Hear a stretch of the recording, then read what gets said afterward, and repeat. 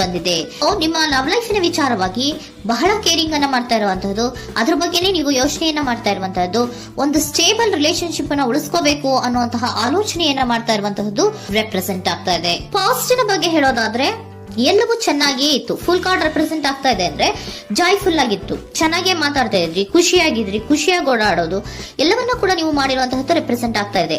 ಆದ್ರೆ ನೀವು ಯಾವಾಗ ಸೀರಿಯಸ್ ಆಗಿ ಕಮಿಟ್ಮೆಂಟ್ ಅನ್ನ ಕೇಳೋದಕ್ಕೆ ಶುರು ಮಾಡ್ತಿರೋ, ಅಥವಾ ನೀವ್ ಯಾವಾಗ ಸ್ವಲ್ಪ ಚೇಂಜಸ್ ಗಳನ್ನ ಮಾಡ್ಕೋ ಅಂತ ಹೇಳೋದಕ್ಕೆ ಶುರು ಮಾಡ್ತಿರೋ, ಅಥವಾ ನೀವು ಸ್ಪಷ್ಟವಾಗಿ ನಿಮ್ಮ ಲವ್ ಲೈಫಿನ ವಿಚಾರವಾಗಿ ಹೀಗೆ ಇರ್ಬೇಕು ಅಂತ ಯಾವಾಗ ಒಂದು ಗಡಿಗಳನ್ನ ಹಾಕೋಕೆ ಶುರು ಮಾಡ್ತಿರೋ, ಆಗ ನಿಮ್ಮ ಲವ್ ಲೈಫಿನ ವಿಚಾರದಲ್ಲಿ ಫೀಲಿಂಗ್ಗಳು ಲೆಫ್ಟ್ ಔಟ್ ಆಗುವಂತ ಸಾಧ್ಯತೆಗಳು ಇದ್ದಿರುವಂತಹದ್ದು ನಿಮ್ಮ ಪಾಸಿಟಿವ್ ನಲ್ಲಿ ರೆಪ್ರೆಸೆಂಟ್ ಆಗ್ತದೆ.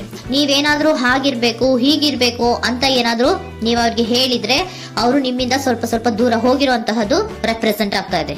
ಯಾಕಂದ್ರೆ ನೀವು ಖುಷಿಯಾಗಿರ್ಬೇಕು, ಸಂತೋಷ ಆಗಿರ್ಬೇಕು ಅಷ್ಟನ್ನ ಮಾತ್ರನೇ ಅವರು ಎಕ್ಸ್ಪೆಕ್ಟ್ ಅನ್ನ ಮಾಡುವಂತಹದ್ದು.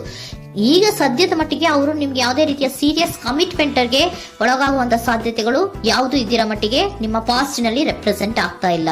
ಈ ಪರ್ಸನ್ ಏನು ಈ 4 ಕಾರ್ಡ್ ಬಂದಿದೆಯೋ, ಈ ಪರ್ಸನ್ ಸೀರಿಯಸ್ ಕಮಿಟ್ಮೆಂಟ್ ಗೆ ಸಿಗುವಂತಹ ಸಾಧ್ಯತೆಗಳು ಇದ್ದಿರೋ ಮಟ್ಟಿಗೆ ನಿಮ್ಮ ಪಾಸ್ಟ್ ನಲ್ಲಿ ಕಾಣಿಸ್ತಾ ಇಲ್ಲ.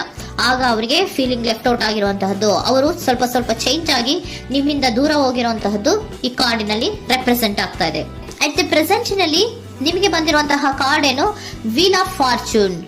ಬದಲಾವಣೆಯ ಮಾರ್ಗವನ್ನ ನೀವು ಹಿಡಿಬೇಕು, ಅಂದ್ರೆ ಬದಲಾವಣೆ ಆಗ್ಬೇಕು. ನೀವು ಅವರು ಸೀರಿಯಸ್ ಕಮಿಟ್ಮೆಂಟ್ ಅನ್ನ ಕೇಳಿದಾಗ ಅವರು ನಿಮ್ಮಿಂದ ದೂರ ಹೋಗಿದ್ದಾರೆ ಅಂದ್ರೆ ನೀವೇನ್ ಮಾಡ್ಬೇಕು, ಅಟ್ ದ ಪ್ರೆಸೆಂಟ್ ನಲ್ಲಿ ಬದಲಾವಣೆಯ ಮಾರ್ಗವನ್ನ ಹಿಡಿಬೇಕು.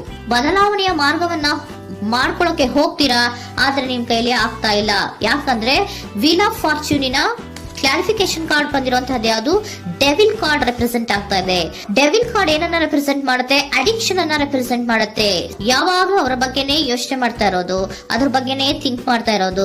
ಸ್ವಲ್ಪ ಬದಲಾವಣೆ ಮಾಡ್ಕೊಳಕ್ ಹೋಗ್ತೀರಾ, ಮತ್ತೆ ಪುನಃ ವಾಪಸ್ ಹಿಂದಕ್ಕೆ ಬರ್ತೀರಾ, ಮತ್ತೆ ಆಲೋಚನೆಯನ್ನ ಮಾಡಕ್ಕೆ ಶುರು ಮಾಡ್ತೀರಾ. ಆ ಕಾರಣವಾಗಿಯೇ ನಿಮ್ಗೆ ನೋವುಗಳು ಆಗ್ತಾ ಇರುವಂತದ್ದು ಅಟ್ ಪ್ರೆಸೆಂಟ್ ನಲ್ಲೂ. ನೀವು ಬದಲಾವಣೆ ಆಗೋಕೆ ಹೋಗ್ತೀರಾ, ಎಲ್ಲಿ ಬದಲಾವಣೆ ಆಗ್ತಾ ಇದ್ದೀರಾ, ಎಲ್ಲಿ ಚೇಂಜಸ್ ಆಗ್ತಾ ಇದ್ದೀರಾ, ನೀವು ಆಗ್ತಾ ಇಲ್ಲ. ಯಾಕೆ ಹೇಳಿ, ನಿಮ್ಮಲ್ಲಿ ಅಡಿಕ್ಷನ್ ಗಳು ರೆಪ್ರೆಸೆಂಟ್ ಆಗ್ತಾ ಇದೆ. ತುಂಬಾ ಅಡಿಕ್ಷನ್ ಇರೋದ್ರಿಂದ, ನಿಮ್ಮ ಲವ್ ಲೈಫ್ ನ ವಿಚಾರವಾಗಿ ನೀವು ತುಂಬಾ ಅಡಿಕ್ಟ್ ಆಗಿರೋದ್ರಿಂದ ನೀವು ಯಾವುದೇ ರೀತಿಯ ಬದಲಾವಣೆಯನ್ನ ನೀವು ಮಾಡ್ಕೋತಿಲ್ಲ. ನಿಮ್ಮ ಲವ್ ಲೈಫ್ ನ ವಿಚಾರವಾಗಿ ನೀವು ಬದಲಾವಣೆಯನ್ನೇ ಮಾಡ್ಕೋತಾ ಇಲ್ಲ. ಅವ್ರು ಕಮಿಟ್ಮೆಂಟ್ ಕೊಟ್ಟಿಲ್ಲ, ಅವ್ರು ಹೋದ್ರು ಅಂದ್ಮೇಲೆ ನೀವು ಮುಂದೆ ಬರ್ಬೇಕು, ನಿಮ್ಮ ಜೀವನದಲ್ಲಿ ನೀವು ಮುಂದೆ ಬರ್ಬೇಕು. ಸೊ ನೀವು ಮುಂದೆ ಬರಕ್ ಹೋಗ್ತೀರಾ, ಆದ್ರೆ ಅಲ್ಲೇ ಸ್ಟ್ರಕ್ ಆಗ್ತಾ ಇರುವಂತಹದ್ದು ರೆಪ್ರೆಸೆಂಟ್ ಆಗ್ತಾ ಇದೆ. ನೀವ್ ಯಾವಾಗ ಅಡಿಕ್ಷನ್ ಗಳನ್ನ ಜಾಸ್ತಿ ಮಾಡ್ಕೋತಿರೋ ಅಬ್ಸೆಷನ್ ಆಗತ್ತೆ. ಯಾವಾಗ ನಿಮ್ಮಲ್ಲಿ ಅಬ್ಸೆಷನ್ ಗಳಾಗಕ್ಕೆ ಶುರು ಆಗುತ್ತೋ ಆಗ ನಿಮ್ಮ ನೋವುಗಳು ಜಾಸ್ತಿ ಆಗುತ್ತೆ. ಕಣ್ಣೀರಿಡೋದು, ನೋವನ್ನ ಪಡೋದು, ಸಂಕಟ ಪಡೋದು, ಪದೇ ಪದೇ ನೆನಪಿಸ್ಕೊಳ್ಳೋದು, ಅಳೋದು, ಆಗದೇ ಇಲ್ವೇನೋ ನನಗೆ ಅನ್ನುವಂತಹ ರೀತಿಯಲ್ಲಿ ಅಟ್ ಪ್ರೆಸೆಂಟ್ ನಲ್ಲಿ ಕೆಲವೊಬ್ರು ಇರುವಂತಹದ್ದು ರೆಪ್ರೆಸೆಂಟ್ ಆಗ್ತಾ ಇದೆ. ನೆಕ್ಸ್ಟ್ ಕಾರ್ಡ್ ಬಂದಿರುವಂತಹದ್ದು ಯಾವುದು, ಕ್ವೀನ್ ಆಫ್ ಪೆಂಟಿಕಲ್ಸ್ ಬಂದಿದೆ. ಸೊ ಕ್ವೀನ್ ಆಫ್ ಪೆಂಟಿಕಲ್ ಏನನ್ನ ರೆಪ್ರೆಸೆಂಟ್ ಮಾಡುತ್ತೆ, ನಿಮ್ಮನ್ನ ನೀವು ಗಮನವನ್ನ ಕೊಡಬೇಕು, ನಿಮ್ಮ ಕಡೆಗೆ ನೀವು ಹೆಚ್ಚು ಗಮನವನ್ನ ಕೊಡಬೇಕು. ಅವ್ರು ನಿಮ್ಗೆ ಸೀರಿಯಸ್ ಕಮಿಟ್ಮೆಂಟ್ ಕೊಡ್ಲಿಲ್ಲ, ಫೀಲಿಂಗ್ ಲೆಫ್ಟ್ ಔಟ್ ಆಯ್ತು, ಅವರು ದೂರ ಆಯ್ತು, ಹೋದ್ರು ಅಲ್ವಾ. ಸೊ ನೀವೇನ್ ಮಾಡ್ಬೇಕು, ನೀವು ನಿಮ್ ಕಡೆಗೆ ಗಮನವನ್ನ ಕೊಡಬೇಕು. ವೀಲ್ ಆಫ್ ಫಾರ್ಚೂನ್ ಅಂದ್ರೆ ಏನು, ನೀವು ಬದಲಾವಣೆಯ ಮಾರ್ಗವನ್ನ ಹಿಡಿಬೇಕು.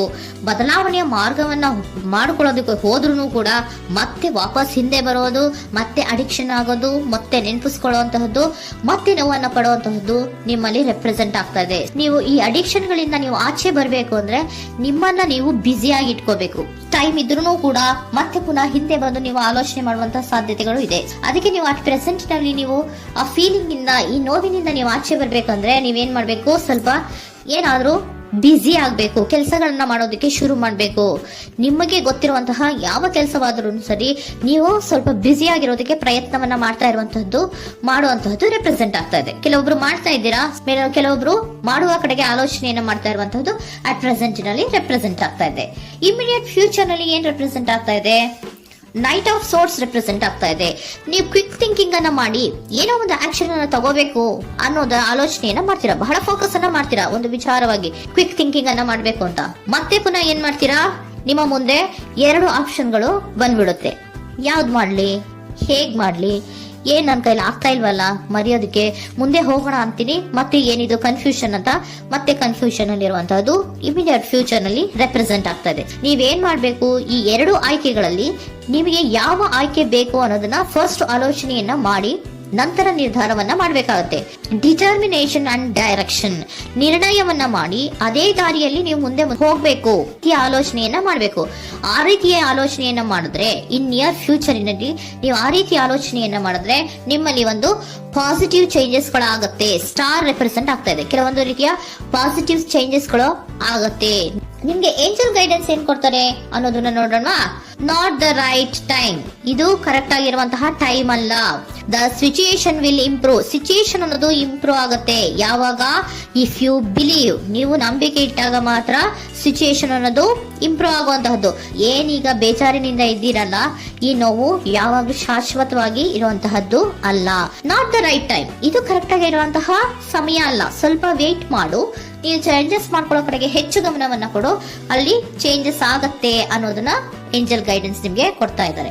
Surrender your full power, your life is a calling for you to step into your full power rather than playing it small. ನೀವು ಧೈರ್ಯವಾಗಿ ಒಂದು ಹೆಜ್ಜೆಯನ್ನ ಮುಂದಕ್ಕೆ ಇಡಬೇಕು. ಸೊ ಮುಂದೆ ಹೋಗುವಂತಹ ಆಲೋಚನೆಯನ್ನ ಮಾಡಬೇಕು. ಪವರ್ ಇಂದ, ನಿಮ್ಮಲ್ಲಿರುವಂತಹ ಪವರ್ ಅನ್ನ ಯೂಸ್ ಮಾಡ್ಕೊಳ್ಳಿ. ಯಾಕೆ ನನ್ನಲ್ಲಿ ಏನಿಲ್ಲ, ನನ್ನ ಕೈಲಿ ಏನೂ ಆಗಲ್ಲ ಅಂತ ಯಾಕೆ ಕೂತಿದ್ದೀರಾ?